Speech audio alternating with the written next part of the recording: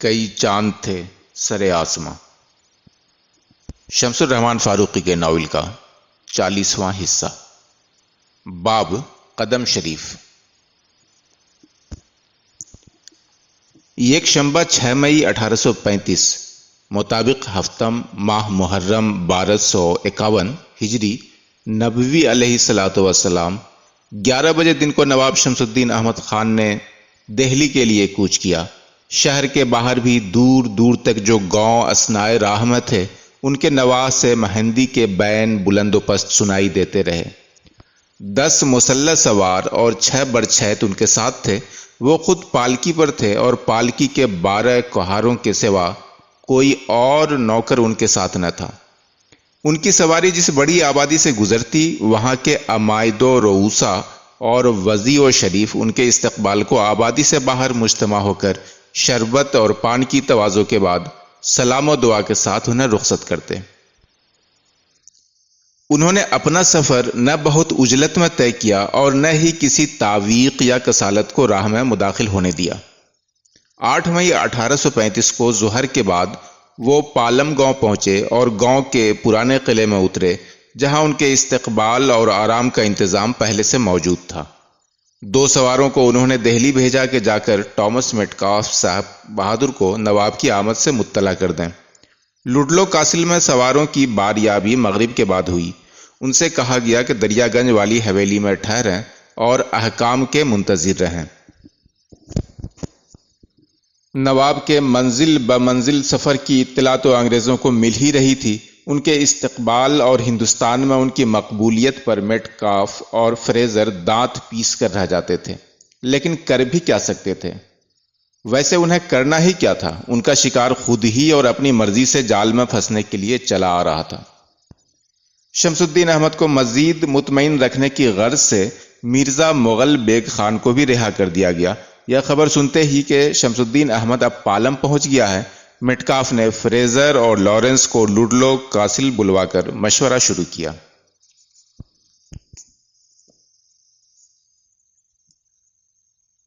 سب سے پہلی بات لارنس نے کہی اور وہ یہ کہ لیفٹیننٹ کرنل جیمز اسکنر، مقبول نام سکندر صاحب کو بھی مشاورت میں شریک کر لیا جائے۔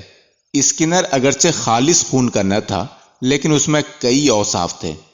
پہلی بات تو یہ کہ آدھا ہندوستانی ہونے اور ہندیوں میں گھلے ملے ہونے کی وجہ سے وہ ہندیوں، خاص کر ہندی مسلمانوں کے مزاج سے خوب واقف تھا۔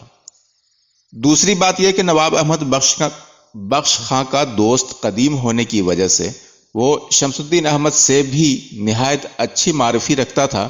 اسکنر اپنی ذاتی فوج، اسکنرس ہارس، ہندیوں کی زبان میں سکندر صاحب کے سوار کے اچھے انتظام اور بہادری اور انگریزوں سے وفاداری کے باعث حکام کمپنی میں رسوخ رکھتا تھا، لیکن اتنا نہیں کہ سماجی اور جنگی طور پر وہ فرنگیوں کے برابر قرار دیا جائے۔ اپنی فوج میں اس نے لیفٹیننٹ کرنل کا عہدہ اختیار کر رکھا تھا، لیکن انگریزی فوج میں اسے بمشکل کارگزار کپتان یعنی ایکٹنگ کیپٹن کا درجہ حاصل تھا، اور وہ بھی اس نے بہت تگ و دو کے بعد حاصل کیا تھا۔ اسکنر کے خیال میں وہ بھی بڑی چیز تھی، کیونکہ اس زمانے میں کسی غیر خالص نسل والے فرنگی چہ جائے کہ ہندی کو کمپنی کی فوج میں کوئی بھی عہدہ نہ ملتا تھا۔ کمپنی کی فوج میں کٹنے مرنے والے سب ہندی تھے۔ بہرحال اس وقت یہ فیصلہ بڑی اہمیت کا حامل تھا کہ ایک دوغلے افسر کو صاحبان فرنگیان کو دہلی کی سب سے بڑی اور خفیہ مشاورت میں شریک کیا جائے۔ وقت نے ثابت کیا کہ یہ فیصلہ انگریزوں کے لیے بہت سازگار اور نتیجہ خیز نکلا۔ اسکنر کی وسیع و عریض کوٹھی ریزیڈنسی کے بالکل قریب تھی، لہٰذا وہ ایک گھڑی سے بھی کم عرصے میں میٹکاف کے دفتر پہنچ گیا، جہاں مجلس مشاورت منعقد تھی۔ اسکنر کی عمر اس وقت 60 سے متجاوز تھی، لیکن وہ کشیدہ قامت، کثرتی بدن کا اور پھرتیلا شخص تھا، اور اپنی عمر سے کم لگتا تھا۔ رنگ اس کا سیاہ تھا، بال گھنے گھنگھر والے جو اب کھچڑی ہو چکے تھے، اور آنکھیں کرنجی تھیں۔ سیاہ رنگ کے علاوہ اس کی چال ڈھال، انداز نشست و برخاست سب بالکل انگریزوں جیسے تھے۔ ایوان مجلس میں داخل ہوتے ہی اسے میٹکاف نے بڑی اوبھگت کے ساتھ اپنے قریب ہی بٹھایا۔ اس وقت یہ گفتگو ہو رہی تھی کہ شمس الدین احمد کو گرفتار کر کے جیل بھیج دیا جائے یا اسے شہر دہلی میں کہیں کسی محفوظ حویلی میں خانہ قید رکھا جائے۔ میٹکاف کا خیال تھا کہ نواب کی گرفتاری سے دہلی کی رعایا میں شورش اور بد امنی پھیلنے کا اندیشہ ہے، لہٰذا اسے خانہ قید ہی رکھنا چاہیے اور مقدمے کی کارروائی جلد مکمل کرا کے مجرموں کو فوراً پھانسی دے دی جائے، اور پھانسی بھی بیرون شہر بلکہ دہلی سے کچھ دور دی جائے۔ مثلاً پانی پت کی راہ میں مغل سرائے نام کا پرانا قصبہ ہے، اس میں جلال الدین محمد اکبر بادشاہ کے زمانے کی ایک سرائے مدتوں سے ویران پڑی ہے، اسی سرائے کے احاطے میں داریں استاد کی جائیں اور پھانسی کے بعد تدفین بھی وہیں جلد از جلد کر دی جائے۔ جان لارنس چونکہ پانی پت کی مجسٹریٹی پر تھا، لہٰذا وہ یہاں کے چپے چپے سے خوب واقف تھا۔ اس نے تجویز کی تائید کی اور کہا کہ سارا کام وہاں پرامن طریقے سے چپ چپاتے ہو جائے گا۔ سائمن فریزر کے سینے میں آتش انتقام تو برافروختہ تو تھی ہی، یہ موقع اس کو بہت خوب مل گیا تھا کہ اپنے امزاد کے خون ناحق کا بدلہ بھی لے اور بادشاہ کے بشمول تمام دیسیوں کو سخت سبق اور ہدایت بھی پہنچا دی جائے کہ فرنگی حکام کی جان سے کھیلنا کوئی بچوں کا کھیل نہیں۔ اسے یقین تھا کہ ملک ہند میں ہمارا وجود و قیام استبداد اور خوف کے بلبوتے پر ہے۔ اگر طاقت میں کہیں کوئی تخفیف ہوئی یا تخویف میں کچھ نقص آیا تو یہ لوگ ہمیں چشم زدن میں اس طرح نوچ کر کھا جائیں گے جیسے ہمالیہ کے بھالو شہد کی مکھیوں کا چھتا نوچ کر سارا شہد پی لیتے ہیں اور موم کو پارا پارا کر کے نیچے پھینک دیتے ہیں۔ شہد کی مکھیاں غصے میں بھن بھناتی ناچتی بار بار حملہ کرتی ہیں، ریچھ کو لپٹ لپٹ جاتی ہیں، لیکن اس کا کچھ بگاڑ نہیں سکتی۔ اگر ہندیوں کو ذرا موقع مل جائے تو یہ ہماری مٹھی بھر فوجی چھاؤنیوں، ہماری کچہریاں اور گودام 2-3 گھنٹوں میں لوٹ پوٹ کر ننگے ہو جائیں گے۔ ہماری عورتیں سیاہ فام وحشیوں کے لیے کسبیاں اور بدصورت بھونڈے موٹے عیاش بنیوں اور زمینداروں کی داشتائیں بنیں گی۔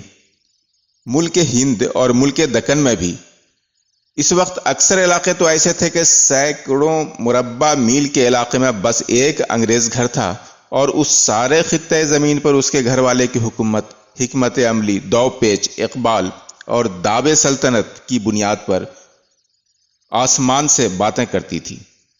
فریزر نے جان لارنس کو مقدمہ قتل ولیم فریزر کی تفتیش نہایت مستعدی اور جانفشانی سے کرتے ہوئے خیال کیا تھا کہ لارنس کو سرکار کمپنی بہادر کا دبدبہ قائم رکھنے میں اتنی ہی گرمی اور تعصب ہوگا، لیکن آج اس کا مشورہ سن کر فریزر کو سخت تعجب اور ناگواری ہوئی۔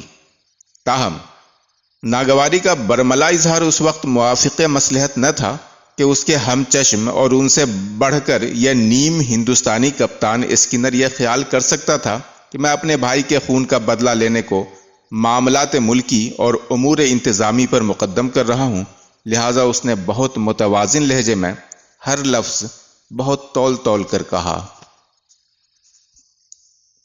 میرا خیال ہے کہ ملزم کی گرفتاری اور مجرموں کی پھانسی یہیں دلی میں ہونی چاہیے۔ ہم نے ذرا بھی رول رعایت کی تو دیسیان اسے ہماری کمزوری گمان کریں گے۔ یہاں کے لوگوں کے بارے میں میرا تجربہ ہے کہ حکام کے خلاف افواہیں بے سبب بھی بہت پھیلاتے ہیں اور موقع ملتے ہی شیر ہو جاتے ہیں، اور اگر دباؤ میں رکھا جائے تو کیچڑ میں آلودہ کتے کی طرح گربے مسکین بنے رہتے ہیں۔ تو پھر تمہاری کیا رائے ہے مسٹر فریزر؟ میٹکاف نے پوچھا۔ مجھے جو اطلاعات ملی ہیں ان کی روح سے مقامی رعایا کی ہمدردیاں شمس الدین احمد اور کریم خان کے ساتھ ہیں۔ لوگ یہ کہتے پھر رہے ہیں کہ 2 ہندی۔ وہ ایک لمحے کے لیے ٹھہرا اور پھر کھنکھار کر بولا، جیالوں نے فرنگی صاحب کا منہ جھلس دیا ہے۔ ایسی صورت میں ہمارے لیے اور بھی ضروری ہے کہ ہم سخت ترین تعزیری اقدامات کریں اور کھلے بندوں کریں۔ تو آپ کے خیال میں رعایا کی طرف سے کوئی جوابی کارروائی نہ ہوگی؟ بریلی والا معاملہ اور تھا، اسے بھول جائیے۔ دلی کے عیش پسند مرزا لوگ اور جوابی کارروائی؟ سائمن فریزر ہنسا۔ ہم اگر قوت اور استقلال کا مظاہرہ مناسب موقعوں اور مناسب جگہوں پر کریں گے تو جوابی کارروائی کی کسی کو سدھ بھی نہ ہوگی۔ دلی کے امیر اب لونڈوں اور طوائفوں پر مرتے ہیں، عزت پر نہیں۔ فریزر پھر ہنسا۔ اس بار اس کی ہنسی میں حقارت کے کھٹے نشے کی مہک اور بھی نمایاں تھی۔ مگر بادشاہ کو تو ہموار کرنا ہی ہوگا، اور بعض خاص ملاؤں کو بھی۔ ملا لوگ خطرہ پیدا کر سکتے ہیں، مٹکاف نے کہا۔ اس نے لفظ ملا کو بفتح اول بروزن پلہ ادا کیا تھا۔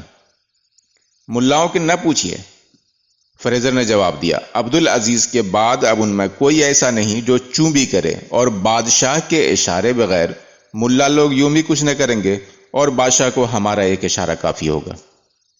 اسکینر نے اب تک بحث میں حصہ نہ لیا تھا، اب وہ بولا۔ میں مسٹر فریزر کے خیال سے متفق ہوں۔ بڑی بات یہ ہے کہ ہم شمس الدین احمد کی گرفتاری کسی سیاسی بنیاد پر نہیں بلکہ ارتکاب قتل عمد کے الزام میں کر رہے ہیں۔ دیسی رعایا اس بات کو تعجب اور احترام کی نگاہ سے دیکھتی ہے کہ ہم کوئی کام قانون کی پشت پناہی کے بغیر نہیں کرتے۔ کیپٹن اسکینر، تو آپ کی رائے میں شمس الدین احمد کو شہر میں داخل ہونے کے ساتھ ہی گرفتار کر کے جیل بھیج دیا جائے؟ لارنس نے پوچھا۔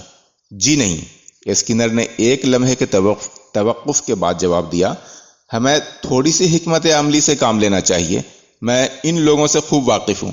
یہ لوگ وزاداری اور اوپری دکھاوے اور پرانی رسوم پر جان دیتے ہیں۔ تو پھر، مٹکاف نے کچھ تیز لہجے میں بے صبری سے کہا، میں ایک تجویز پیش کرنا چاہتا ہوں، آپ اس پر غور کر لیں۔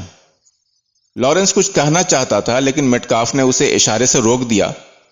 جیمز اسکینر نے مٹکاف کی آنکھوں میں آنکھیں ڈال کر بہت ٹھہرے ہوئے لہجے میں کہا، شمس الدین احمد کو شہر کے باہر گرفتار کیا جائے، اور وہ اس طرح کہ پہلے میں اس سے ملاقات کروں اور اس کے ہتھیار رکھوا لوں۔ اس کے بعد کمپنی کی مسلح نفری کا ایک دستہ مجسٹریٹ فریزر کی قیادت میں پہنچ کر اسے گرفتار کر لے۔ اسے ہتھکڑی، بیڑی وغیرہ نہ ڈالی جائے، بس ہمارے آدمی اس کی پالکی کو گھیرے میں لے کر یہاں ریزیڈنٹی میں لے آویں۔ شمس الدین کو مجھ پر اعتبار ہے، وہ مجھ سے ملاقات کرنے اور میرے کہنے پر اپنے ہتھیار الگ کرنے کو راضی ہو جاوے گا۔ دیسی رعایا کو شکایت کا موقع نہ ہوگا، کیونکہ گرفتاری شہر کے باہر ہوگی، اور غیر مسلح ہو کر شمس الدین نے گویا خود کو ہمارے حوالے کر دیا ہوگا۔ پالکی میں بدستور سفر کرنے کی بنا پر اس کی کوئی توہین بھی بظاہر نہ ہوگی۔ اسکینر کی طویل تقریر سب نے پوری توجہ سے سنی، لیکن چند ثانیوں کے لیے کوئی کچھ بولا نہیں۔ پھر مٹکاف نے اپنے سامنے کی میز پر مکہ مارا اور خوش ہو کر کہا، "That's indeed a fine set of suggestions, Captain Skinner. Quite like eating one's cake and having it too." Captain scanner, آپ کی تجاویز تو واقعی نہایت عمدہ ہیں، گویا آم کے آم اور گٹھلیوں کے دام۔ گو کہ مٹکاف نے اسکینر کی بات پر ساتھ کیا، لیکن بعد میں خود انگریزوں کا خیال تھا کہ شمس الدین احمد کو اس طرح فریب سے گرفتار کرنا صاحبان عالی شان فرنگیان کے شایع نشان نہ تھا۔ اسکینر نے حاضرین محفل کو فاتحانہ نظروں سے دیکھا، پھر سب تفصیلات چشم زدن میں طے کر لی گئیں، اور تھوڑی ہی دیر میں اسکینر گھوڑے پر تنہا سب کے آگے اور اس سے کوئی 100 قدم پیچھے فریزر اور 50 مسلح سوار پالم کے لیے روانہ ہو گئے۔ پالم قلعے پر پہنچ کر فریزر اور سپاہی فصیل کے اندر لیکن صدر دروازے کے باہر ٹھہرے رہے۔ اسکینر نے تنہا اندر جا کر اطلاع کرائی تو اس کی توقع کے بموجب شمس الدین احمد خود اس کے استقبال کو باہر آ گیا اور بڑی گرم دلی سے بولا، بھائی واللہ سکندر صاحب، اے آمدنت باز سے دل شادی ماں، جناب کا مزاج کیسا ہے؟ یہ کہتا ہوا شمس الدین احمد اسے اپنے ساتھ قلعے کے اندر لے گیا، جہاں دیوان عام کی طرح کے ایک ہال میں نواب کا قیام تھا۔ شمس الدین احمد کو خیال آیا کہ شاید سکندر صاحب انگریزوں کی طرف سے کوئی پیغام لائے ہوں اور پیغام بیان کرنے یا مزید بات چیت کے لیے تخلیہ پسند کریں۔ تشریف رکھیں، بھنڈا ابھی حاضر کیا جاتا ہے، اتنے میں آپ شربت سے شوق فرمائیں۔ یہ کہہ کر نواب نے اسکینر کو اپنے برابر دائیں جانب بٹھایا اور توقع بھری نگاہوں سے اسے دیکھا۔ دلاور الملک، میں آپ سے جھوٹ نہ بولوں گا، آپ بڑی مشکل میں ہیں، اسکینر نے آنکھیں جھکا کر کہا۔ جی میں سمجھتا ہوں، لیکن صاحبان عالی شان کو میرے بارے میں کچھ غلط فہمی ہے۔ میرے خلاف کوئی ثبوت ان کے پاس نہیں، میں قسمیہ کہتا ہوں، اس خطاب پر مجھے مارا کہ گنہگار نہ تھا کی بات اور ہے۔ دلاور الملک، آپ ابھی نوجوان اور ناتجربہ کار ہیں، معاملات ملکی میں طرح طرح کے پیچ ہوتے ہیں، رنگ رنگ کی باریکیاں ہوتی ہیں، کس موقع پر کون ملزم سے مجرم بن جائے اس کے بارے میں کچھ کہا نہیں جا سکتا۔ شمس الدین احمد کا منہ سوکھ سا گیا۔ میں اندیا جناب کا سمجھنے سے قاصر رہا۔ میری رائے یہ ہے کہ آپ خود کو میٹکاف صاحب کی امان میں دے دیں، اپنی تلوار اور دیگر اسلحہ میرے حوالے کر دیں، میں آپ کے ہم رکاب چلوں گا۔ اسکینر کے چہرے پر مکمل متانت اور سنجیدگی تھی، گویا اسے خود پر پورا یقین تھا کہ دلاور الملک کا مستقبل میرے ہاتھوں میں بالکل محفوظ ہے۔ اس نے ٹامس میٹکاف کے بجائے صرف میٹکاف جان بوجھ کر کہا تھا کہ وقت ضرورت اس سے چارلز میٹکاف یا ٹامس میٹکاف یا دونوں ہی مراد لیے جا سکیں۔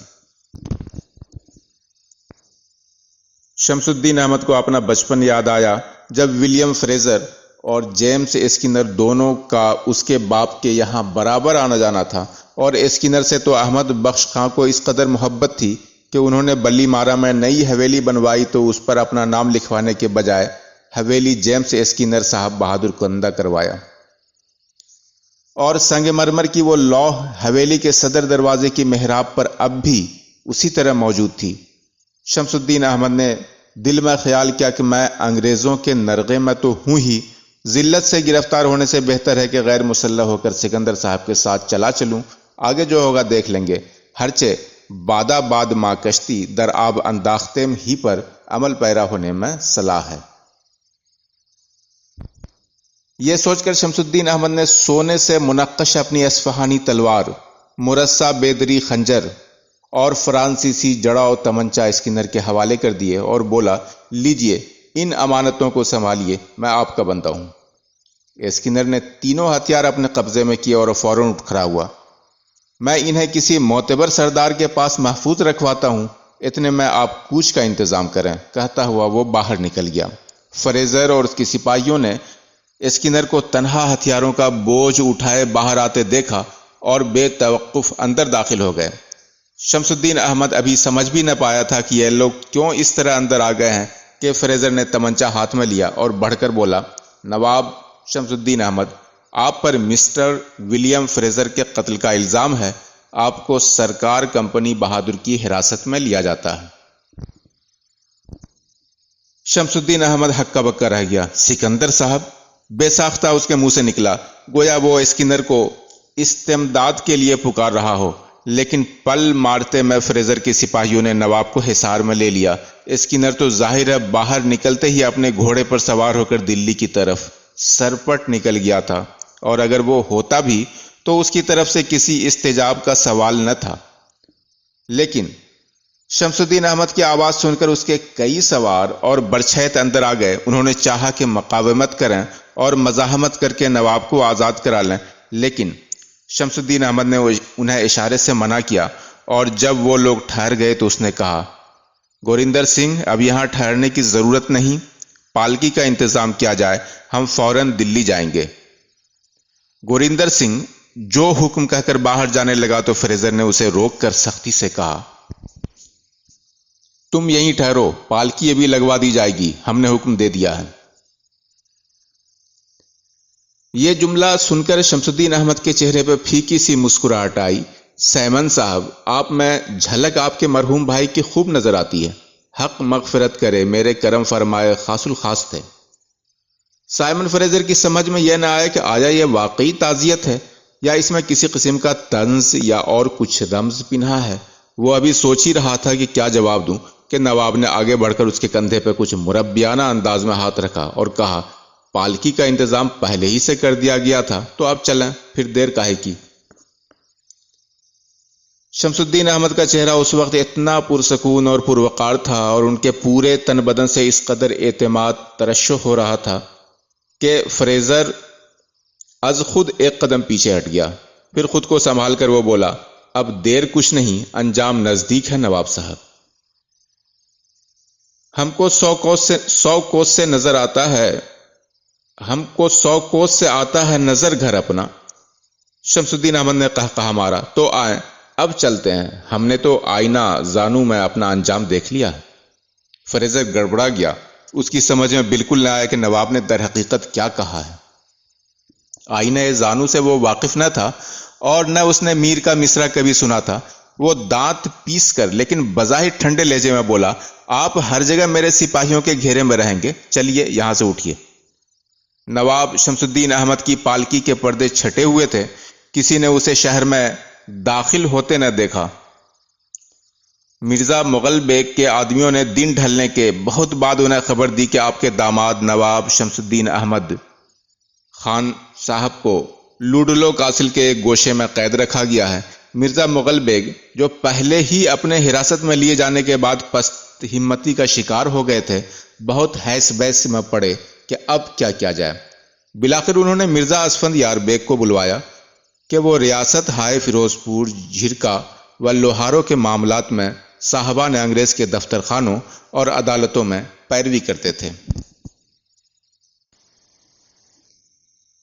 مرزا مغل بیگ نے مرزا اسفند یار بیگ کو ریزیڈنٹی بھیجا کہ معلوم کریں نواب کی صورتحال کیا ہے اور ملاقات ان سے کب ہو سکتی ہے۔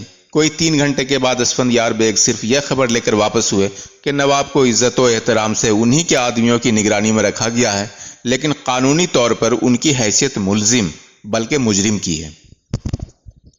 جہاں تک سوال ملاقات کا ہے تو سر رشتہ داری اس وقت بند ہے۔ کل صبح 10 اور 11 کے درمیان باضابطہ ملاقات کی درخواست گزاری جائے تو اس پر غور کیا جا سکے گا۔ مرزا مغل بیگ نے اسفند یار بیگ کو مختار نامہ دستخط کر کے دیا اور ہدایت کی کہ اگلے روز اول وقت میں نواب شمس الدین احمد سے ملاقات کی درخواست سر رشتہ داری میں لگا دیں اور پوری کوشش کریں کہ نواب اور مرزا مغل بیگ کی ملاقات کل شام سے پہلے ممکن ہو سکے اور اسفند یار بیگ بھی بطور وکیل وہاں موجود ہوں۔ اگلا دن 8 مئی 1835 یوم الجمعہ یوم عاشورہ تھا، لیکن اسفند یار بیگ نے وہ سارا دن ریزیڈنٹی اور انگریزی دفتر اور سر رشتہ داری کے درمیان سہی و تگودو میں گزار دیا۔ ملزم سے ملاقات کے لیے درخواست اور فرد جرم کی نقل کے مطالبے کے علاوہ انہوں نے صدر دیوانی عدالت الہ آباد کی خدمت میں ایک درخواست تیز رفتار ہرکارے کے ذریعہ بھجوائی۔ اس درخواست میں نواب کے سانحہ اسیری کے مختصر تذکرے کے بعد لکھا تھا کہ فدوی اس مقدمے کی مزید پیروی کے لیے جلد از جلد عازم کلکتہ ہو رہا ہے، لیکن نواب شمس الدین احمد کا مفصل اظہار لینے ایک صدر امین الہ آباد سے فوراً بسبیل ڈاک روانہ کیا جائے تاکہ مقدمے کے مکمل کوائف اور احوال پوشیدہ سب پر ظاہر و باہر ہو سکیں۔ مرزا مغل بیگ اور شمس الدین احمد کی غیر رسمی ملاقات تو 8 مئی مطابق 10 محرم کی رات کو ہی ممکن ہو گئی، لیکن صدر دیوانی عدالت الہ آباد نے محرم کی چھٹیوں کے سبب اسفند یار بیگ کی درخواست پر کارروائی کی ضرورت نہ سمجھی، بلکہ حقیقت تو یہ ہے کہ شمس الدین احمد کے مقدمے کی بابت جتنی بھی عرضیاں اسفند یار بیگ نے کلکتہ بھیجیں ان میں سے کسی پر غور نہ ہوا۔ صاحب گورنر جنرل بہادر کے دفتر میں سارے کاغذات محکمہ قانون و انصاف میں نہیں بلکہ سیاسی محکمے میں داخل کیے گئے، اور کسی پر بھی کوئی ایسی علامت نہیں کہ اسے کسی بڑے عہدہ دار کمپنی چے جائے کہ نواب گورنر جنرل بہادر کی نظر مسیحا اثر سے گزارا گیا تھا۔ مرزا اسفند یار بیگ نے درخواست ملاقات حسب ہدایت کچہری میں پیش کی، لیکن اس پر کوئی حکم صادر نہ ہوا۔ صرف یہ کہا گیا کہ آج 12 بجے سیمن فریزر صاحب بہادر مجسٹریٹ شہر دہلی کی عدالت میں ملزم کو پیش کیا جائے گا۔ آپ اور مرزا مغل بیگ وہاں اس سے مل سکتے ہیں۔ شمس الدین احمد کو 12 بجے کے کچھ بعد عدالت میں پیش کیا گیا تو وہ اپنے معمولہ لباس میں تھے، لیکن ان کے چہرے سے تھکن اور بے خوابی کے آثار ظاہر تھے۔ اسفند یار بیگ اور مرزا مغل سے انہوں نے صرف اتنا کہا کہ میری طرف سے معاملے کی وکالت اور پیروی تا کلکتہ کیجیے، فیروز پور میں سب کو مطلع کر دیجیے کہ مشوش نہ ہو، میرے خلاف کوئی ثبوت نہیں ہے اور میں بہت جلد بری ہو جاؤں گا۔ انگریزوں کی طرف سے استغاثہ دائر کرنے والے کی حیثیت سے جان لارنس نے عدالت کے سامنے فرد جرم پیش کرتے ہوئے پرزور تقریر کی کہ ملزم اور اس کے نوکر مسمی کریم خان پر جرم پوری طرح ثابت ہے۔ مزید برآں کریم خان پر کمشنر خصوصی عالی جناب مسٹر جان الیگزینڈر کالون کی عدالت میں مقدمہ چل ہی رہا ہے۔ اسی مقدمے میں ملزم شمس الدین احمد کو بھی شریک کر لیا جائے۔ شمس الدین احمد نے کوئی بیان نہیں دیا اور نہ ان سے کوئی استفسار ہوا، بجز اس کے کہ جب ان سے پوچھا گیا کہ کیا تم اقبال جرم کرتے ہو تو انہوں نے صاف اور کھلی ہوئی آواز میں کہا، ہرگز نہیں، الزام بالکل جھوٹا اور سازش پر مبنی ہے۔ 2 گھنٹے کی رسمی کارروائی کے بعد فریزر نے جان لارنس کی مرضی کے مطابق حکم صادر کر دیا۔ ملزم کو دوبارہ لوڈلو قاصل میں محبوس کر دیا گیا۔ اسفند یار بیگ کے سوا کسی کو اس سے ملنے کی اجازت نہ تھی، لیکن اسفند یار بیگ نے اسی دن یعنی 8 مئی 1835 کو 3 پہر دن ڈھلے براہ کشتی فروخ آباد کا رخت سفر باندھ لیا۔ فروخ آباد میں کشتیاں چھوڑ کر تیز رفتار گھوڑوں اور بحلی کے ذریعہ الہ آباد اور پھر کلکتہ کی راہ اختیار کی گئی۔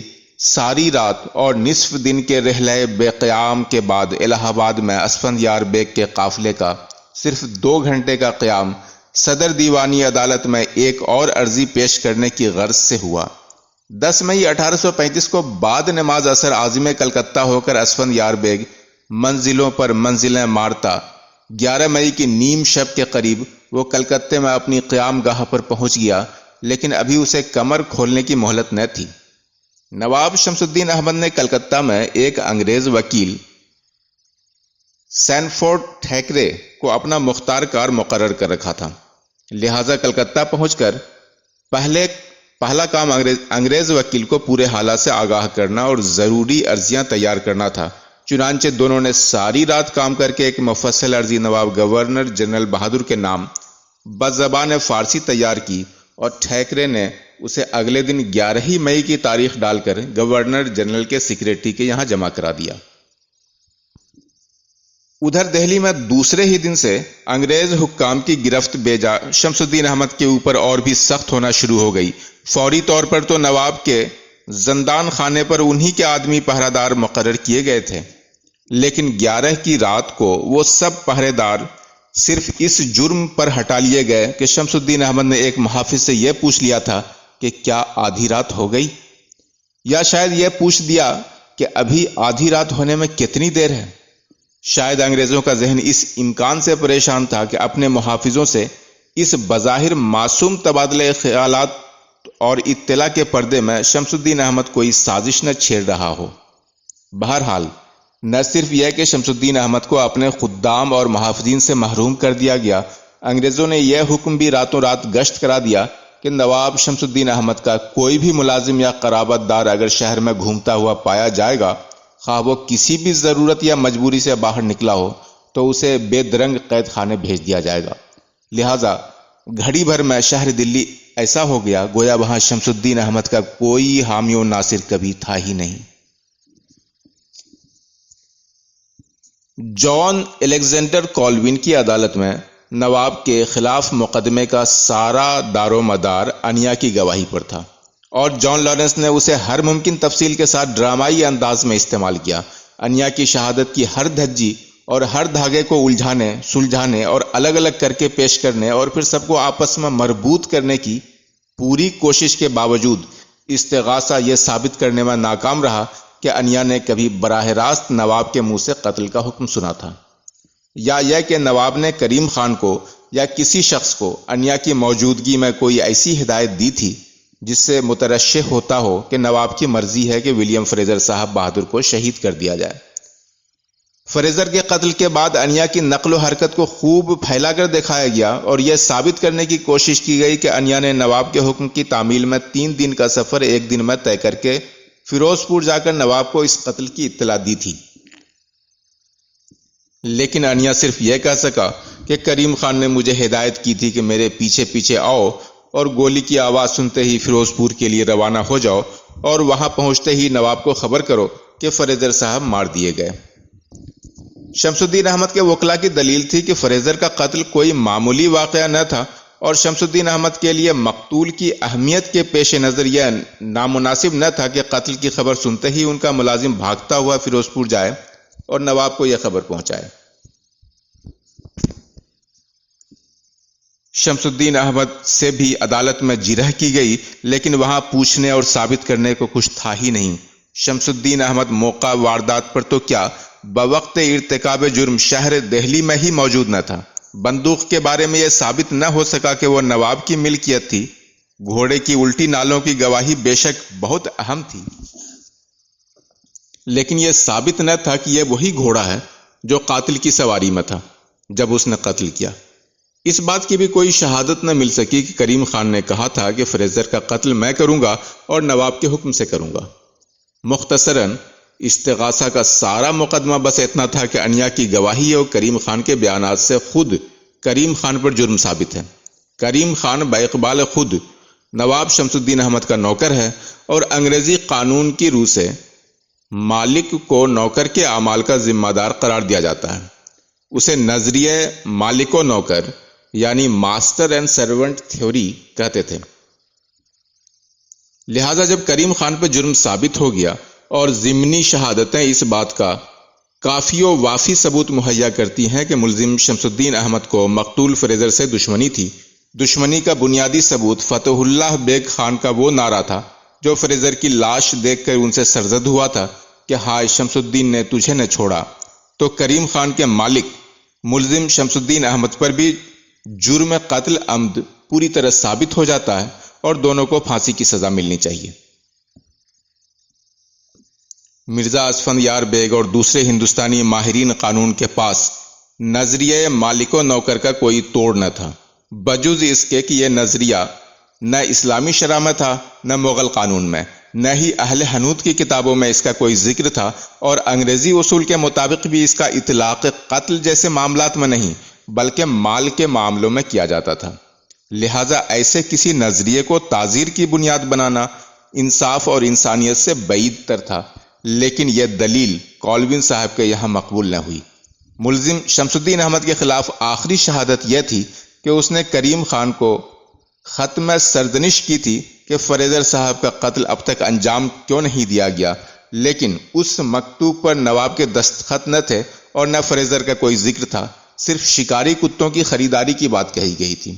ہرچند کے لہجہ ذرا خوشن تھا، مزید برآں کے خط پر تاریخ تھی لیکن سال درج نہ تھا، لہذا یہ بات پوری طرح ثابت نہ ہو سکی کہ خط 1835 ہی میں لکھا گیا تھا، بس ایک شبہ تھا اور استغاثہ نے اس شبہ کو بہت زور دے کر پیش کیا، لیکن کریم خان نے ہر طرح کی سخت نرم ترغیب کے باوجود یہ اقبال کر کے نہ دیا تھا کہ اس مکتوب کا کاتب ملزم شمس الدین احمد تھا اور سگان شکاری کی خریداری سے مراد قتل فریزر تھا۔ استغاثہ نے کئی گواہ ایسے گزارے جن کا دعویٰ تھا کہ وہ ملزم شمس الدین احمد کے سواد خط سے واقف ہیں اور اسے بآسانی پہچان سکتے ہیں۔ ان گواہان نے بھی یہی کہا کہ مذکورہ مراسلے کا کاتب ملزم شمس الدین احمد ہی معلوم ہوتا ہے اور کوئی قرینہ اس سے مختلف رائے قائم کرنے کا نہیں ہے۔ شمس الدین احمد نے بہرحال عدالت کے سامنے کوئی عبارت لکھنے اور اس طرح اپنی لکھائی کا مصدقہ نمونہ فراہم کرنے سے انکار کیا۔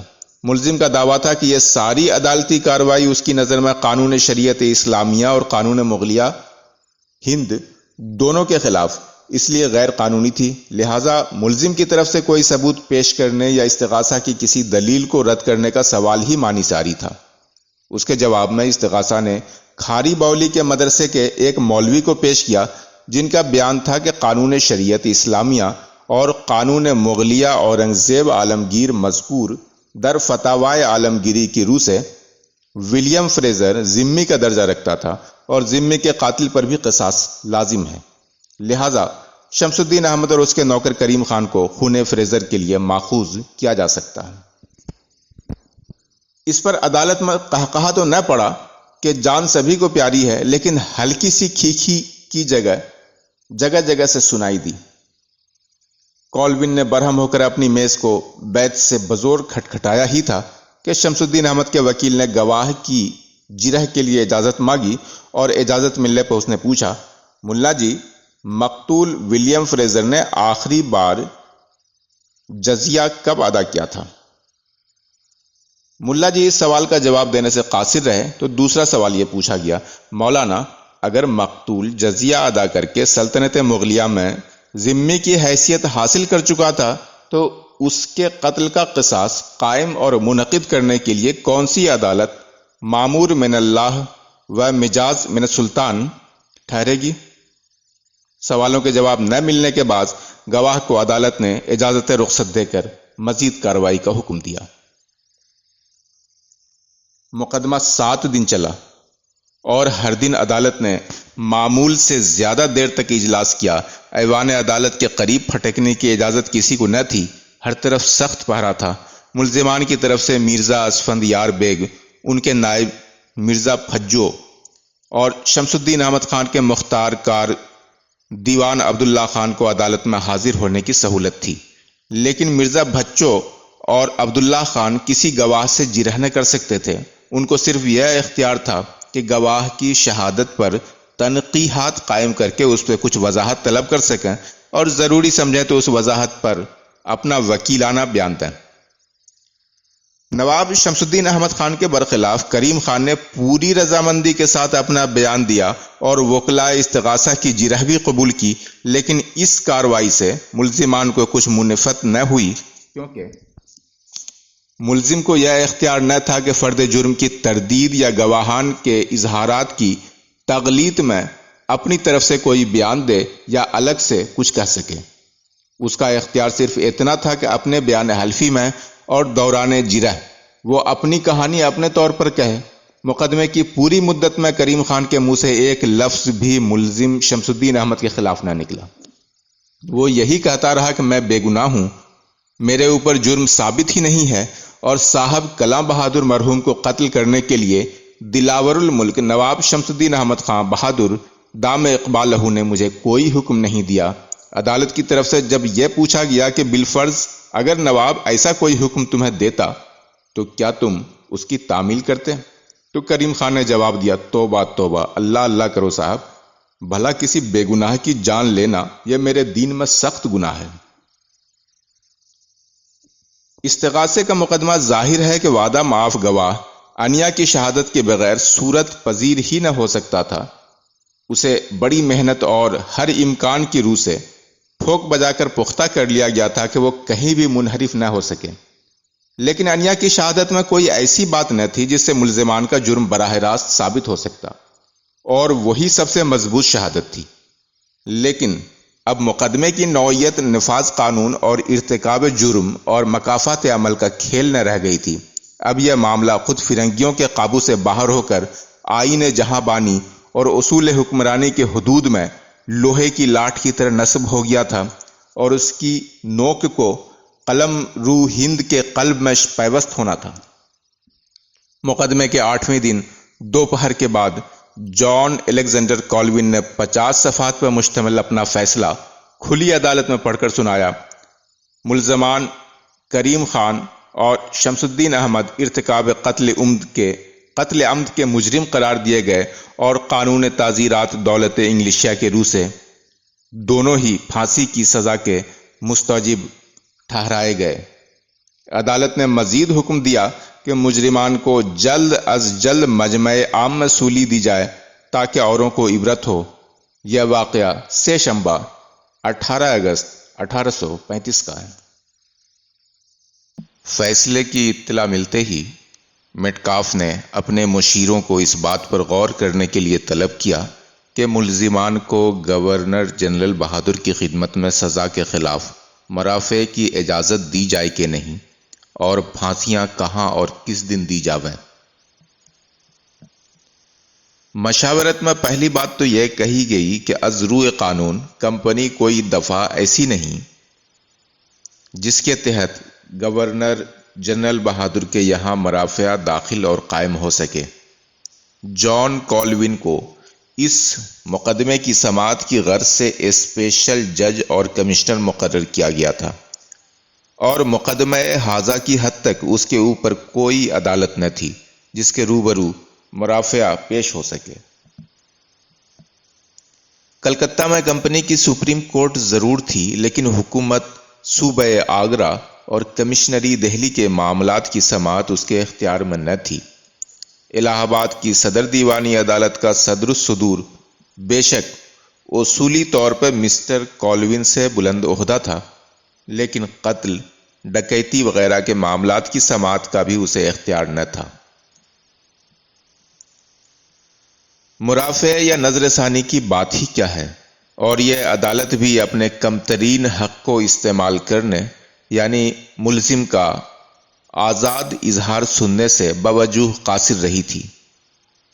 17 صفر 1251 مطابق 14 جون 1835 کو بالآخر جب صدر دیوانی عدالت الہ آباد کا ایک صدر امین نواب شمس الدین احمد کا اظہار لینے دہلی پہنچا تو اس سے کہا گیا کہ عدالت مقررہ نے ملزمان کے خلاف فرد جرم قائم کر دی ہے، لیکن اب صدر امین کے سامنے اظہار کی ضرورت نہیں۔ مشاورت کی مجلس میں متفقہ فیصلہ کیا گیا کہ مجرمان کو مرافعے کی اجازت نہ دی جاوے۔ فی الحال تو کوئی عرضی بھی مشتمل بر مضمون مرافعہ ان کی طرف سے موصول نہیں ہوئی ہے، لیکن اگر آئندہ ہو بھی تو صاحب اسپیشل جج و کمشنر اسے فوری طور پر مسترد کر دیں گے۔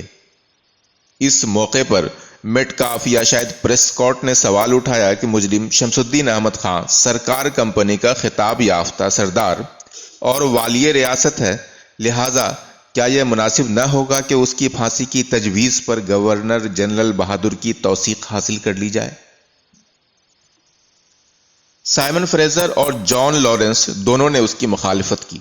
جب بحث زیادہ تلخ ہونے لگی تو میٹکاف نے یہ کہہ کر سب کو خاموش کر دیا کہ کیا آپ کے خیال میں گورنر جنرل کے یہاں سے اس سزا کی توثیق نہ ہوگی؟ ہوگی، یقیناً ہوگی، خدا کی قسم ہو کر رہے گی، فریزر گرم ہو کر بولا۔ مسٹر سائمن فریزر، قسم کھانے کا یہ کون سا موقع تھا؟ میٹکاف نے تنبیہ کے لہجے میں کہا۔ آداب مجلس کو ہر وقت ملحوظ رکھنا ہر سفید فام عہدہ دار کا فرض ہے۔ فریزر نے اپنی غلطی محسوس کی اور اس کا چہرہ شرمندگی سے اور بھی سرخ ہو گیا، جسے انگریز لوگ چقندری رنگ کہتے ہیں۔ فریزر نے رومال سے منہ خشک کیا اور تھوک نگل کر بولا، sorry, I got carried away. Shan't happen again, I am sure. Mister Fraser کو شاید خیال ہے کہ کلکتے سے جواب آنے میں دیر ہوگی، پریسکاٹ نے مصالحت کے انداز میں کہا، لیکن اول تو دیر کا امکان نہیں، دوئمش مجرم شمس الدین احمد ابھی جوان اور تندرست ہے، 4-6 ہفتوں میں مر تھوڑا ہی جائے گا۔ لیکن پہرے کے سپاہیوں کا بیان ہے کہ سزائے موت کی خبر سن کر شمس الدین نے اپنا سر بار بار دیواروں سے دے مارا، گویا خودکشی کرنا چاہتا ہو۔ جان لارنس نے کہا۔ میٹکاف کے چہرے پہ شکن سی نمودار ہوئی، لیکن مسٹر لارنس، آپ کو معلوم ہے کہ پہرے والوں نے فوراً اس کا تدارک کیا، اور اب تو کئی دن سے اس کا کھانا بھی کمپنی کے ایک انگریز سپاہی کی نگرانی میں تیار ہوتا ہے تاکہ شمس الدین زہر نہ کھا سکے۔ گویا وہ اسی وقت مرے گا جب ہم اسے ماریں گے، پریسکاٹ نے مسکرا کر کہا۔ اس پر سب کے چہروں کا کھینچاؤ کچھ کم ہوا اور ماحول میں خوشگواری واپس آ گئی۔ اتفاق رائے سے طے کیا گیا کہ مقدمے کا سارا حال اور کالوین کے فیصلے کی نقل شمس الدین احمد پھانسی کی تجویز بغرض توثیق و استناد نواب مستطاب گورنر جنرل بہادر کی خدمت میں ہر کار خاص کے ذریعہ فوراً بھجوا دی جائے اور کریم خان کو پھانسی چڑھانے کے انتظامات فوراً شروع کیے جائیں۔ یہ فیصلہ بھی اتفاق رائے سے ہوا کہ کریم خان کو پھانسی چاندنی چوک میں جامع مسجد فتح پوری کے سامنے کھلے میدان اور مجمع عام میں 26 اگست 1835 کو دوپہر کے وقت دی جائے گی۔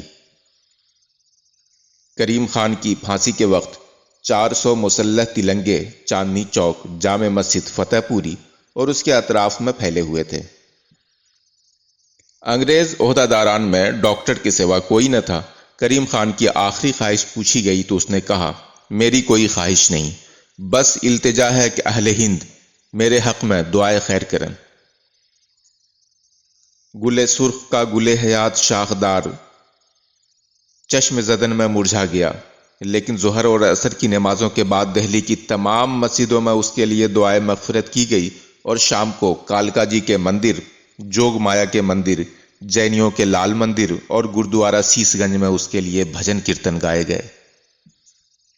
کریم خان کی لاش اس کے بہنوئی واصل خان کے سپرد کر دی گئی، لیکن اس ہدایت کے ساتھ کہ میت کو چپ چپاتے دفن کرا دیا جائے۔ کوئی ہو حق، کوئی ہلڑ نہ ہو، کوئی جلوس جنازہ نہ اٹھے۔ آج اس کی قبر کا نشان نہیں ملتا، بلکہ یہ بھی نہیں معلوم کہ اس کی قبر تھی کہاں، لیکن اس کی خاموش تدفین نے اس زمانے میں اس کے بہی خواہوں اور ماتم داروں کو اس کے مزار کو زیارت گاہ بنانے سے باز نہ رکھا۔ لوگ مدتوں اس کی قبر پر پھول چڑھاتے اور چراغاں کرتے رہے۔ اس کا عرس پابندی سے کیا جاتا اور اس میں عام قوالیوں کے علاوہ خود اس کے محامد پر مبنی قوالیاں بھی گائی جاتی۔ مجرم شمس الدین احمد کو اس بات کی کوئی اطلاع نہیں دی گئی کہ تیرے مقدمے کی مسل کلکتے بغرض توثیق گورنر جنرل بہادر بھیجی گئی ہے یا بھیجی جائے گی۔ شمس الدین احمد کے پیروکاروں کو بھی کچھ معلوم نہ ہو سکا کہ فیصلے پر عمل درآمد نہ ہونے کی وجہ کیا ہے۔ دریں اثنا دلی کے خبر تراشوں نے مشہور کرنا شروع کر دیا کہ فرنگیوں کے بادشاہ نے شہر لندن میں کونسل کر کے فیصلہ کیا ہے کہ نواب شمس الدین احمد خان کو معافی دے دی جائے۔ کچھ ہوا باندھنے والوں نے یہ ہوائی اڑا دی کہ خود جناب امیر حیدر کرار غیر فرار نے بادشاہ انگریز کے خواب میں آ کر اسے حکم دیا تھا کہ شمس الدین احمد باپ کی طرف سے میری اولاد ہے، اسے کچھ گزند پہنچا تو تیری ہڈیاں سرما ہو جاویں گی۔ بادشاہ نے خوف سے تھرا کر فوراً نواب شمس الدین احمد خان کے حق میں حکم رہائی جاری کر دیا۔ ریزیڈنسی کے مخبروں نے سائمن فریزر کے یہاں پرچہ لگایا کہ شہر میں عام خوشی کے آثار ہویدا ہیں کہ نواب شمس الدین احمد اب جلد ہی اپنی ریاست کو واپس چلے جاویں گے۔ ان افواہوں کے پیش نظر حکام فرنگیان کے تئیں یہ ضروری قرار پایا کہ سرکاری طور پر اعلان کر دیا جاوے کہ مجرم شمس الدین احمد کا معاملہ نواب گورنر جنرل بہادر کی خدمت عالیہ میں بغرض توثیق سپرد کر دیا گیا ہے۔ چنانچہ 4 ستمبر 1835 کو ایک گزٹ جاری کیا گیا جس میں شمس الدین احمد کی تجویز پھانسی کی خبر اور یہ خبر برائے اطلاع عام شائع کی گئی کہ اب معاملہ کلکتے میں زیر غور ہے۔ ادھر کلکتے میں مرزا اسفند یار بیگ نے یہ خبر پڑھی تو انہوں نے مجرم شمس الدین احمد کی طرف سے ایک عریضہ گورنر جنرل کے نام تیار کیا، جس کا خلاصہ یہ تھا کہ مجھے گزٹ کے ذریعہ اطلاع ملی ہے کہ میرے کاغذ مقدمہ اعلیٰ حضرت نواب گورنر جنرل بہادر کے ملاحظے اور تجویز حتمی کے لیے بھیجے گئے ہیں۔ میں مرزا اسفند یار بیگ کو اپنا وکیل مقرر کر کے آپ کی خدمت اقدس میں بھیجتا ہوں۔ ان کے اظہارات و شواہد سے آپ کی رائے روشن پر یہ حقیقت آئینہ ہو جاوے گی کہ دہلی کی عدالت نے میرے اعتراضات و بیانات و شواہد پر کوئی توجہ نہیں دی۔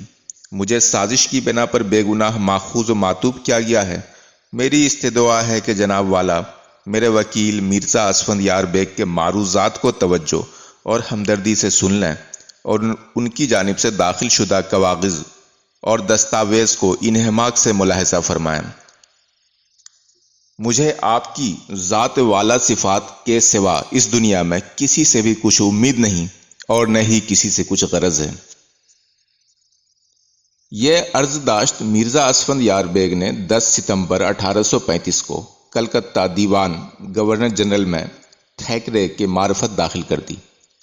اسی مضمون کی ایک اور عرضی 28 ستمبر کو بھیجی گئی۔ کلکتہ میں 1000 تگ و دو کے بعد اس کی ملاقات گورنر جنرل کے سیکریٹری سے ہو سکی، لیکن بے نتیجہ۔ پھانسی کے حکم کی توثیق گورنر جنرل باجلاس کونسل کے یہاں سے جاری ہو گئی۔ 17 اکتوبر 1835 کو توثیق نامہ دہلی پہنچا۔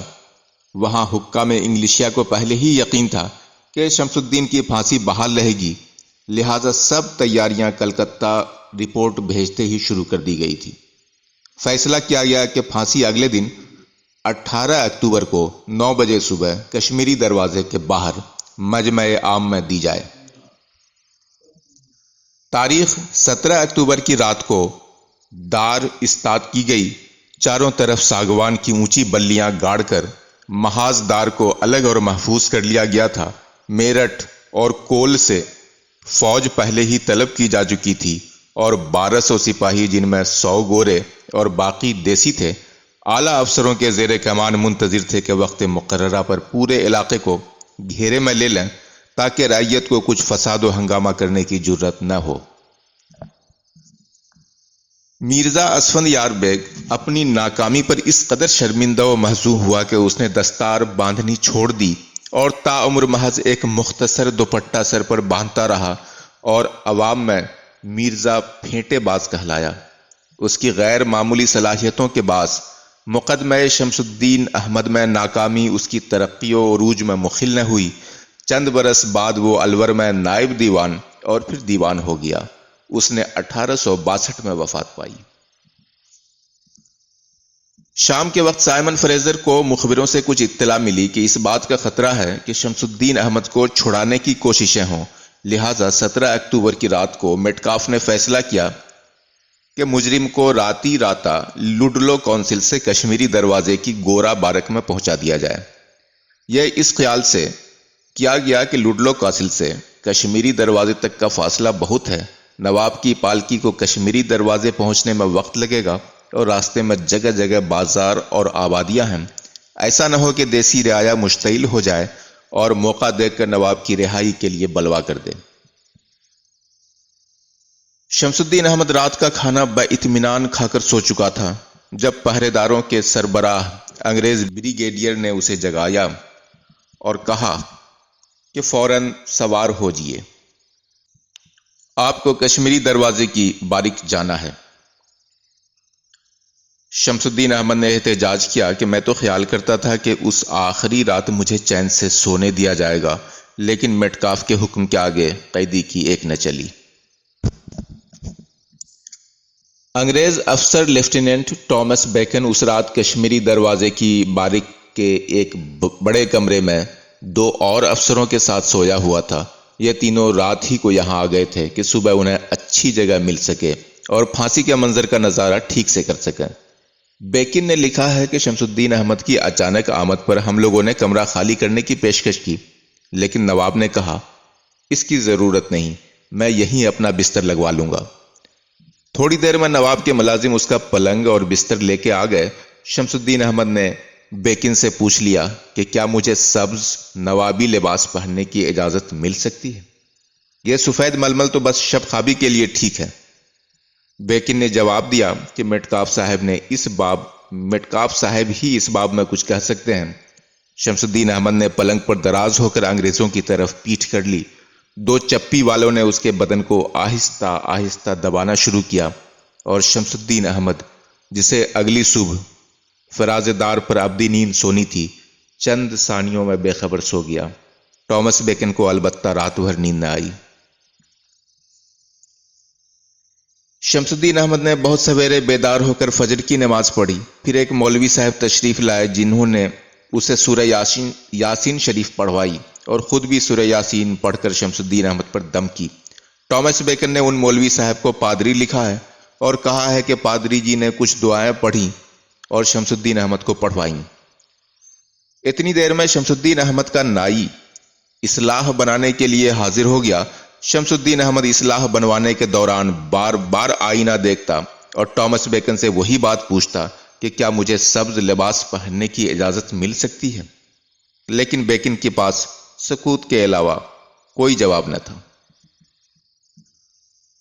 جب ٹامس میٹکاف 2 افسروں اور 20 سپاہیوں کے ساتھ مجرم کو رسن گاہ تک لے جانے کے لیے پہنچا تو اس نے شمس الدین احمد خان کو ہر طرح تیار و مستعد و مہیا پایا۔ اکتوبر کی ہلکی سردی، صبح کا وقت اور نواب کا وجیح بالا قد، کچھ زردایا ہوا سا چمکتا ہوا چہرہ، اس پر سفید لباس خوب سج رہا تھا۔ اصلاح بنانے والے نے بھی بہت جی لگا کر منہ تراشی کی تھی۔ داڑھی اور مونچھوں کا ایک ایک بال اپنی جگہ پر ترشے ہوئے نگینے سے جڑا ہوا تھا۔ سبز پوت کی پگڑی جس پر گہری سبز چھوٹی چھوٹی بوٹیاں گلاب کے کلیوں کے موافق کڑھی ہوئی تھیں، اسی کپڑے کی قبا، سبز ململ کا انگرکھا اور سبز مشروع کا پاجامہ، جوتیاں بھی شیرازی اور سبز کی مخت کی سامنے رکھی ہوئی تھیں۔ شمس الدین احمد نے میٹکاف سے ہندی میں کہا، صاحب کلا بہادر، مجھے اس معمولی سفید لباس میں مرنا منظور نہیں، کیا آپ مجھے سبز لباس پہننے دیں گے؟ مٹکاف انہیں دیکھتا کا دیکھتا رہ گیا۔ اس نے دل میں کہا کہ اس وقت اور اس موقع پر سراسر سبز لباس پہننے کی کیا لم ہو سکتی ہے۔ اسے خبر مل گئی تھی کہ مجرم رات ہی سے سبز لباس پہننے کا تقاضا کر رہا تھا۔ اچانک اس کے خیال میں آیا کہ سبز رنگ مسلمانوں کا رنگ ہے اور شاید اس میں کچھ مذہبی رمزیت بھی ہے۔ اب اسے خوف ہوا کہ نواب کو اس لباس میں پھانسی دیے جانے پر دلی کے مسلمان کہیں برانگیختہ نہ ہو بیٹھیں اور کچھ فساد یا فساد نہیں تو خلفشار نہ کھڑا ہو جائے۔ اس نے نواب سے فارسی میں کہا، شمس الدین احمد خان، بطور ایسے مجرم کے جسے سزائے موت دی جانی ہو، یہ لباس آپ کو زیب نہیں دیتا۔ میں سمجھتا ہوں کہ آپ کسی اور رنگ کا لباس پہن لیتے تو ٹھیک تھا۔ ایک مرتبہ شمس الدین احمد کے جی میں آئی کہ انکار کر دیجئے، موت تو آنی ہی ہے، یہ مسخرہ ہمارا کیا کر لے گا۔ لیکن ایک لہجے کے تأمل نے نواب کو ایک بہتر تجویز سجھا دی۔ ہم نے تو سنا تھا کہ مرنے والے کی آخری خواہش ضرور پوری کی جاتی ہے، نواب نے مسکرا کر لیکن سرد لہجے میں کہا۔ لیکن اگر کمپنی بہادر کو میرے شجر حیات کو سرسبز نہ ہونے دینے پر نشا خاطری نہیں ہے اور اسے میرے حلے فقیری کی بھی سبزی گوارا نہیں، تو یہ بھی نہیں۔ ہم سفید ملبوس کو کفن جان کر پہن لیں گے، لیکن پگڑی سبز ہی رہنے دیں گے۔ مٹکاف کچھ سمجھا کچھ نہ سمجھا، لیکن قرینے سے اتنا تو سمجھ ہی گیا کہ نواب نے سفید لباس پہننا منظور کر لیا ہے۔ نواب نے تمام سبز کپڑے اور جو کپڑے وہ پہنے ہوئے تھے ان میں سے پگڑی اور پٹکا وہیں خیرات میں دلوا دیے اور پالکی میں بیٹھ کر اس شان سے کشمیری دروازے کو چلے کہ دونوں طرف مدراس پلٹن کے 4 سوار تھے اور مٹکاف مع 4 افسران انگریز کے گھوڑے کے ساتھ تھا۔ ایک گورا افسر پالکی کے اندر بھی شمس الدین احمد کے ساتھ تھا۔ اثنائے راہ میں ایک جگہ کسیرو بکتے ہوئے نظر آئے تو نواب نے پالکی رکوا کر کسیرو خریدے اور انہیں قلم تراش سے خود چھیل کر کھانا شروع کر دیا۔ چھلکوں کو وہ پالکی کے دونوں طرف ایک شگفتہ انداز بے پرواہی سے پھینکتے جاتے تھے، گویا راہ گیروں کو چھیڑ رہے ہوں۔ گورے سے انہوں نے 1-2 بار ہنس کر کہا، لو صاحب آپ بھی کسیرو کھاؤ، لیکن اس نے ہر بار شرمندگی سے انکار کر دیا۔ کشمیری دروازے تک کا راستہ چشم زدن میں طے ہو گیا، لیکن ایک آدھ بار کہاروں کا پاؤں ڈگمگایا تو نواب نے مصنوعی برہمی سے ان کی سرزنش کی کہ اجی یہ کیا مستانی چال چل رہے ہو، ذرا شاہ گام چلو۔ بتاریخ 18 اکتوبر 1835 بروز پنج شنبہ بوقت 9 بجے دن نواب شمس الدین احمد خان کو دار پر کھینچا گیا۔ جیسا کہ بیان ہوا، کشمیری دروازے کے باہر کھلی جگہ دار استاد کی گئی تھی تاکہ کثرت سے لوگ تماشا دیکھ سکیں۔ انگریزوں کے اپنے ملک میں پھانسی کا نظارہ کرنے کے لیے ایک جم غفیر ہمیشہ مجتمع ہو جاتا تھا۔ اکثر حکام کو توقع تھی کہ دہلی میں بھی یوں ہی ہوگا۔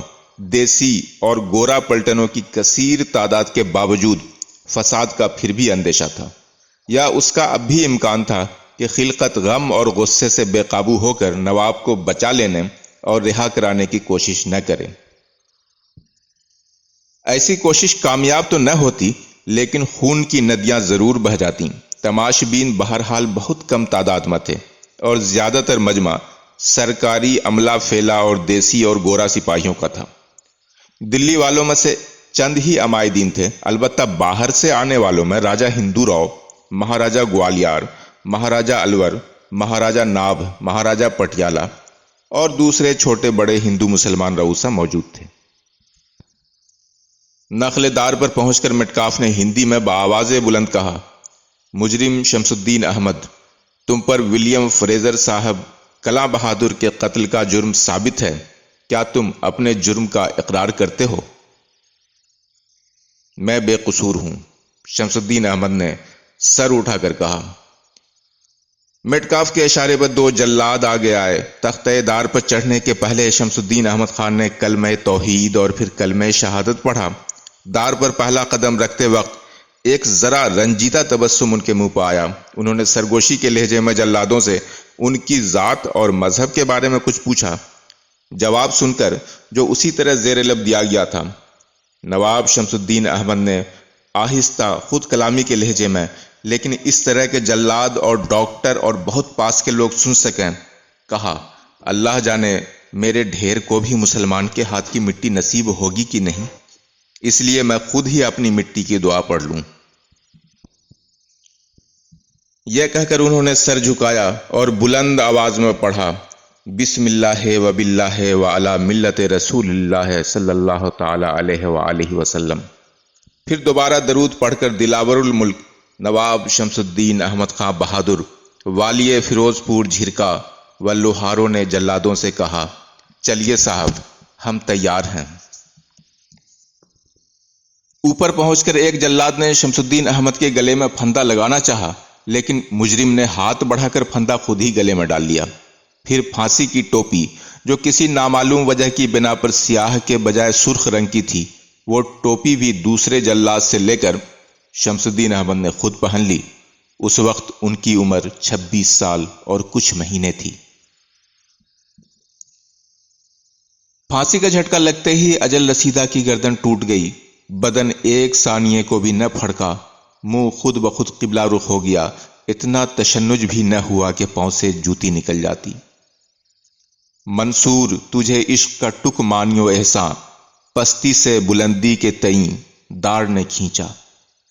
موت، اور وہ بھی پھانسی کی موت کے روبرو، شمس الدین احمد خان کی تمکین و تمنکت بلکہ لاپرواہی و غیر جذباتی تحمل و ضبط کو دیکھ کر بعض انگریز پھڑک اٹھے، اور ٹامس بیکن کے قریب کھڑے ہوئے ایک فرنگی افسر نے بے ساختہ کہا، واللہ ایسا لگتا ہے گویا ہر صبح کو پھانسی پر چڑھنا اس بدماش کی تفریح رہی ہو۔ لاش 1 گھنٹے تک لٹکتی رہی اور اسی وقت فراز دار سے اتاری گئی جب فرنگی ڈاکٹر کو پورا یقین ہو گیا کہ اب طائر جان نے قفس خاکی کو خیر بات کہہ دیا ہے۔ نعش کی قبلہ رخی نے متشککین کو بھی یقین دلا دیا کہ نواب کی موت شہادت کی موت تھی۔ ہر طرف ایک ماتم کی سی گونج اٹھی جو ساون بھادوں کے بادلوں کی طرح تیزی سے سارے شہر میں پھیل گئی۔ لاش کو سیاہ کپڑے میں لپیٹ کر نواب شمس الدین احمد خان کے برے خسر مرزا مغل بیگ خان کے سپرد کیا گیا، اور سائمن فریزر نے یہ اشارہ بھی کر دیا کہ تجہیز و تکفین میں دیر نہ ہو۔ اسے اب بھی خوف تھا کہ لاش اگر دیر تک رونمائی کے لیے رکھی رہی تو نقص امن پیدا ہو سکتا ہے۔ یہاں تاخیر کا سوال یوں بھی نہ تھا۔ مٹی کو لوگ اسی سیاہ کپڑے میں لپیٹے ہوئے اور گہوارے میں ڈال کر کاندھوں پر رکھ کر نواب شمس الدین احمد کی بلی ماران والی حویلی میں لائے کہ مرزا مغل بیگ خان کی حویلی بھی اس کے قریب تھی اور عورتیں سب وہیں جمع تھی۔ نواب کو ان کے اپنے حجرہ خاص میں غسل دیا گیا۔ تکفین اور دعاؤں کے بعد قرأت سورہ یاسین شریف کی چھاؤں میں جنازہ اٹھا اور قدم شریف لے جایا گیا۔ نماز جنازہ 8000 کے مجمع میں مولانا شاہ محمد اسحاق نبیرہ حضرت شاہ عبدالعزیز نے پڑھائی۔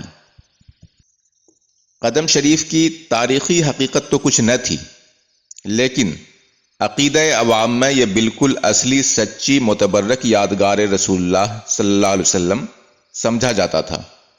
کہا جاتا تھا کہ اسے حضرت مخدوم جہانیہ جہاں گشت 500 برس آگے مدینہ منورہ سے لائے تھے۔ مشہور تھا کہ جب حضرت مخدوم نے روضہ پاک کے اندر حاضر ہونا چاہا تو وہاں کے پاسبانوں نے کہا کہ مزار مبارک کا دروازہ صرف آل رسول کے لیے کھل سکتا ہے، تمہارے پاس کوئی ثبوت ہو کہ تم آل رسول سے ہو تو لاؤ۔ آپ نے فرمایا کہ یہاں جتنے علماء و صلحاء و اتقیاء تشریف رکھتے ہیں پاس آ جائیں تو میں ان کے سامنے دروازہ کھلنے کی درخواست کروں۔ جب سب جمع ہو گئے تو ہر ایک نے اپنی اپنی باری پر کہا، الصلاۃ والسلام علیک یا رسول اللہ، لیکن کوئی جواب نہ آیا۔ جب حضرت مخدوم کی باری آئی تو آپ نے وضو تازہ کیا، 2 رکعت نماز ادا کی اور فرمایا، الصلاۃ والسلام علیک یا رسول اللہ۔ فوراً جواب آیا، الصلاۃ والسلام علیک یا احسن ولدی، اور دروازہ متبرک کا قفل آپ کھل کر گر گیا۔ آپ کا یہ درجہ دیکھ کر سب ششدر رہ گئے۔ وہاں کے خلیفہ نے آپ کو حضور کے قدم مبارک کی زیارت کرائی اور آپ نے حسب الحکم رسول اللہ صلی اللہ علیہ وسلم اسے خلیفہ سے حاصل کر لیا اور اس رتلے گراں کو اپنے سینے سے لگائے ہوئے دہلی شریف لے آئے۔ یہاں فیروز شاہ خلجی کے حکم سے قدم شریف کو فیروز آباد میں رکھا گیا اور سلطان نے وصیت کی کہ میری وفات کے بعد قدم مبارک کو میرے سینے پر رکھ کر مجھے دفن کیا جائے۔ خدا کا کرنا ایسا ہوا کہ سلطان فیروز شاہ کے بجائے یہ دولت اس کے پیارے اور یتیم پوتے فتح خان کے نصیب میں آئی۔ فتح خان کی وفات پر سلطان نے قدم شریف اس کے سینے پر رکھوا دیا۔ کچھ اور بھی تبرکات اس کے مرقد میں رکھ دیے گئے۔ فیروز تغلق نے ایک مسجد، ایک مدرسہ اور ایک کنواں وہاں بنوایا۔ آب زمزم جتنا اس کے خزانے میں تھا سب اس کنویں میں ڈلوا دیا گیا اور اس کے پانی سے 10 من مصری کا شربت لنگر کے ساتھ زائرین میں روزانہ تقسیم ہوتا۔ فیروز تغلق نے کچھ آراضی زریح خاص نام دے کر قدم شریف اور اس کی عمارت کے لیے وقف کر دی۔ قدم شریف چاہ زمزم اور کچھ دوسرے بزرگوں کی قبروں کے علاوہ اس کی عمارت کے نواح میں ایک مزار تھا جس پر ایک املی کا پیڑ سایہ کیے ہوئے تھا۔ اس مزار پر عورتیں منت مانتی تھیں اور علامت کے طور پر اپنے پہننے کی کانچ کی چوڑیاں درخت کی شاخوں پر لٹکا دیتی تھیں۔ مراد پوری ہونے پر چاولوں سے تیار کیا ہوا کھانا اور چوڑیوں کا جوڑا نذر کے طور پر چڑھایا جاتا تھا۔ قدم شریف کے صحن میں بشکل حوض سنگ مرمر کا ایک کٹہرا تھا۔ یہ حوض شکر، دودھ، گلاب کی پنکھڑیوں اور پانی سے ہمہ وقت بھرا رہتا۔ لوگ یہ پانی تبرک کے طور پر پیتے تھے۔ تاریخی حقیقت کچھ بھی صحیح، لیکن خلق اللہ کے دلوں میں قدم شریف کی عمارت اور اس کے نواح کی بے حد تقدیس و تکریم تھی۔ بڑے بڑے لوگ یہاں دفن ہونے کی آرزو رکھتے تھے اور اس کے لیے پہلے سے اہتمام کرتے رہتے تھے۔ لہٰذا جب نواب شمس الدین احمد خان کے بارے میں دہلی کی خلقت کی متفقہ رائے ہوئی کہ وہ شہید ہوئے اور انہیں قدم شریف میں مدفون کیا جائے تو انگریزوں کو بہت برا لگا اور انہیں تشویش بھی ہوئی کہ نواب کا مزار کہیں ہمارے خلاف فتنہ و فساد کا محور نہ بن جائے۔ لیکن لوگوں کے تیور اس قدر بگڑے ہوئے تھے کہ ٹامس میٹکاف اور سائمن فریزر کو چپ سادھے رہنے میں ہی عافیت محسوس ہوئی۔ ایملی بیلی کی نظر میں قدم شریف کی وقت وہاں شمس الدین احمد کی تدفین نے بھلے ہی کم کر دی ہو، لیکن نواب شمس الدین احمد کا مزار بہت دنوں تک خلق خدا کا مرجوع رہا۔ ہر سال وہاں عرس ہوتا اور عرس کے موسم کے سوا بھی قدم شریف کے تمام زوار، کیا سنی، کیا شیعہ، کیا نانک پنتھی، کیا غیر مذہب، نواب شمس الدین احمد کے مزار پر چڑھاوا چڑھانا یا نیاز دلوانا یا فاتحہ پڑھنا اپنا فرض جانتے تھے۔ باقی آئندہ۔